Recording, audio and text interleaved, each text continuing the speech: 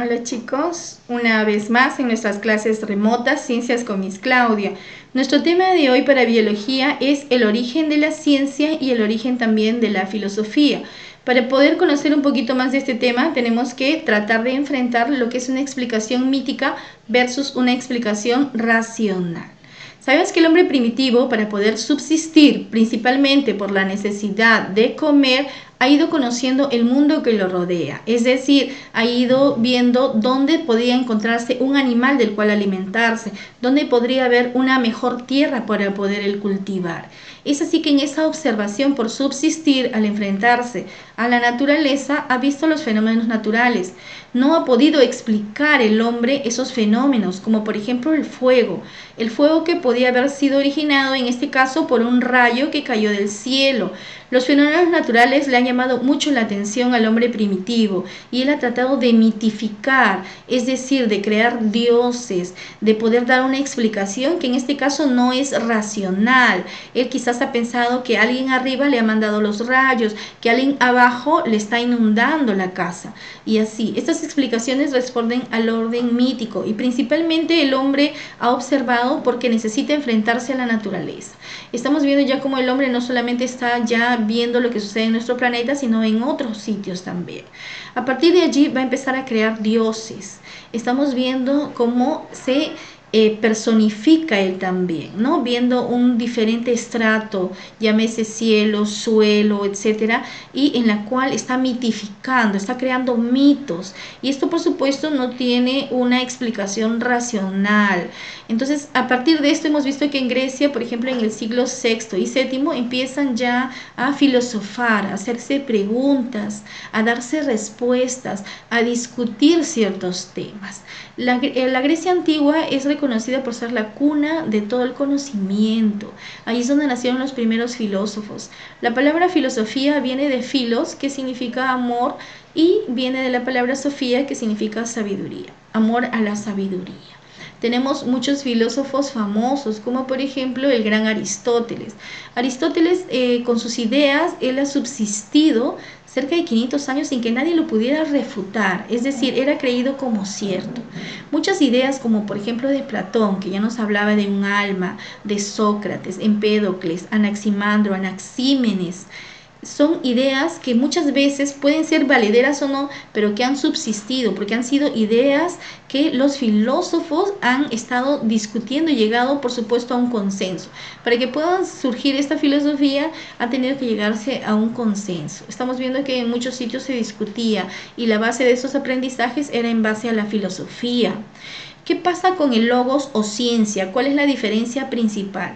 Estamos viendo cómo en una explicación mítica los fenómenos naturales que ocurrían en ese entonces no tenían una explicación, simplemente porque a alguien se le ocurría o estaban en desorden. En cambio, ya en una explicación racional ya se están dando estos fenómenos porque tienen que darse. La diferencia es que el hombre ahora ya se da cuenta que estos fenómenos se van a presentar sí o sí, lo quiera él o no lo quiera, muy independiente de su pensamiento. Entonces ya estamos viendo cómo el hombre ya no le va a poder dar una explicación mítica, sino una explicación ya mucho más científica, más valedera, con mucho mayor asertividad. Ya hablamos acá de la palabra ciencia, y ciencia siempre lo relacionamos, por ejemplo, con conocimientos, ¿no? Y la ciencia, por supuesto, que es una actividad humana, el hombre lo ha creado, el hombre ha sido bastante creativo con este tema de la ciencia. El hombre, ¿por qué lo hace? Porque ha hecho ciencia, porque ha tratado de comprender la naturaleza. El hombre mismo en sí es producto del conocimiento. ¿En qué lo diferencia de la filosofía? Que la filosofía no tiene un método de estudio. En cambio, la ciencia sí, y principalmente estamos hablando del método científico. Y el hombre va a empezar a deducir, a dar unas respuestas con mucho mayor asertividad. Estamos hablando de una palabra bastante importante que nosotros encontramos, por ejemplo, tanto en la ciencia como en la filosofía, que viene a ser el episteme, y que estamos hablando ya de la ciencia en sí, epistemología, la ciencia del conocimiento.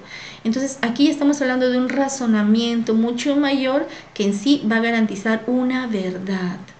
Se habla de la filosofía como ciencia misma.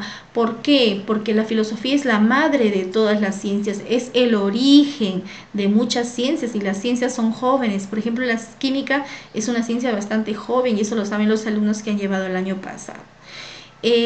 La ciencia en sí tiene un objeto de estudio, a diferencia de la filosofía. La filosofía se empieza a abrir no solamente con el objeto de estudio, sino con el sujeto de estudio, la parte de la objetividad, la subjetividad, es decir, qué cosa le ajusta más en cuanto a pensamiento, a razón, qué sentimientos lo llevan a este estudio y también en cuanto a lo que es la influencia de este objeto, ¿no?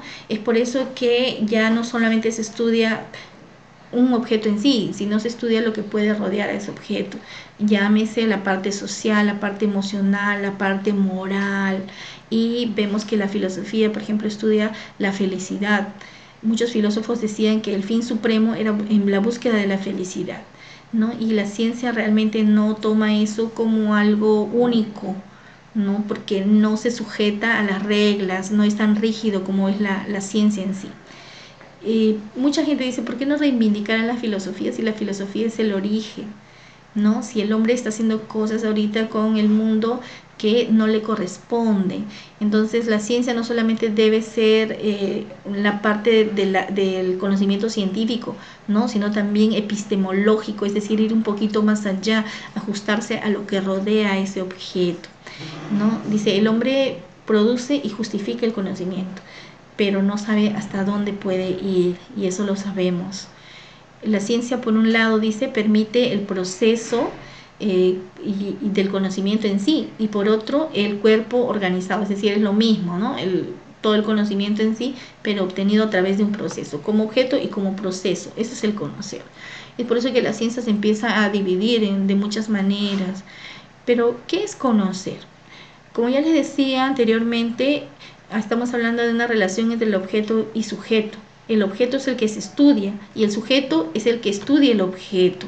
Por eso se habla mucho de objetividad y subjetividad, ¿no? Ya subjetividad estamos hablando cuando ya estamos poniendo nuestro corazón, estamos poniendo muchas emociones, muchos pensamientos en algo, y ya no lo estamos viendo de la misma manera, sino lo vemos rodeado de otras cosas o influenciados de otras cosas. Para terminar, el ser humano se contradice en sí, porque alberga sentimientos, ¿no? Que por un lado lo empoderan o lo suben en todo lo que él ha logrado a través de la ciencia, a través del conocimiento, pero también a veces se siente desesperado, impotente, como nos está sucediendo ahora en la pandemia, por ejemplo, ¿no? Ante un virus que se dice el mismo hombre lo ha creado. Entonces el hombre mismo va a ser el que debe ponerse límites y también debe tratar de ver que todo lo que tenemos es lo único, no hay todavía posibilidades de nosotros estar en otro planeta para poder cuidarlo, es el único planeta que tenemos, ¿no? Sin embargo, lo está autodestruyendo. Un mensaje bastante interesante y bastante importante dice, los humanos somos nuestra creación, pero también somos nuestra destrucción. Entonces, chicos, con este mensaje los dejo sobre el origen de la ciencia y de la filosofía. Espero que hayan aprendido algo importante, ¿no? Sobre todo lo que es el razonamiento en sí, que el conocimiento no lo es todo, que hay que aprender a hacerse preguntas y darse unas muy buenas respuestas también, y todo depende de ti. Muy bien, chicos, con esta clase termino. Les agradezco bastante. Los espero en nuestra siguiente clase virtual. Para con ustedes, Miss Claudia. Gracias.